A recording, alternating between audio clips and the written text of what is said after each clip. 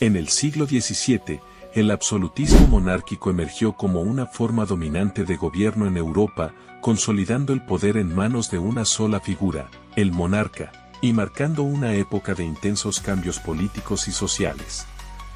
Este sistema de gobierno se caracteriza por la centralización del poder y la ausencia de controles efectivos por parte de otras instituciones. En el centro del absolutismo se encontraba la creencia de que el monarca era el representante directo de Dios en la tierra, y por lo tanto, tenía un poder absoluto y divino para gobernar. Esta visión se fundamentaba en la teoría del derecho divino de los reyes, que sostenía que el poder real provenía directamente de Dios y que cualquier cuestionamiento de la autoridad del monarca era una cierta forma de herejía.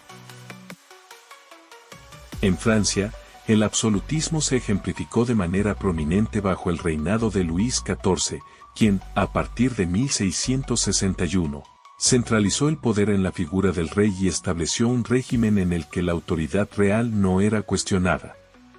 Luis XIV, apodado el Rey Sol, se presentó a sí mismo como la encarnación del Estado, con la famosa declaración, «El Estado soy yo».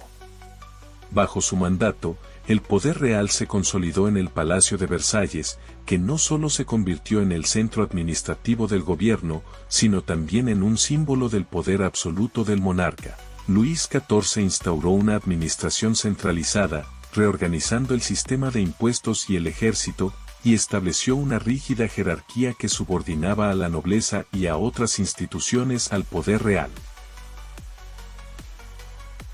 En España, el absolutismo se manifestó bajo los reinados de los Habsburgo, especialmente durante el reinado de Felipe IV y su ministro principal, el conde duque de Olivares. Aunque España había sido un reino con una estructura política más descentralizada, el absolutismo trató de consolidar el poder en la figura del rey mediante reformas administrativas y militares. Sin embargo, la complejidad del Imperio español, con sus diversas regiones autónomas y la presión de los conflictos externos, dificultó la completa implementación del absolutismo en el país.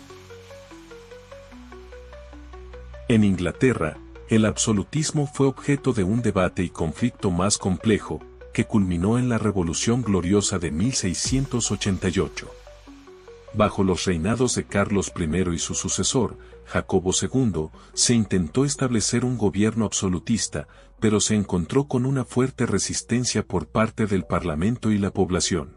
Las tensiones sobre la autoridad real versus la autoridad parlamentaria llevaron a la Guerra Civil Inglesa y, finalmente, a la instauración de una monarquía constitucional con la firma de la Declaración de Derechos en 1689, que limitó el poder del monarca y estableció el principio de que el rey debía gobernar con el consentimiento del Parlamento.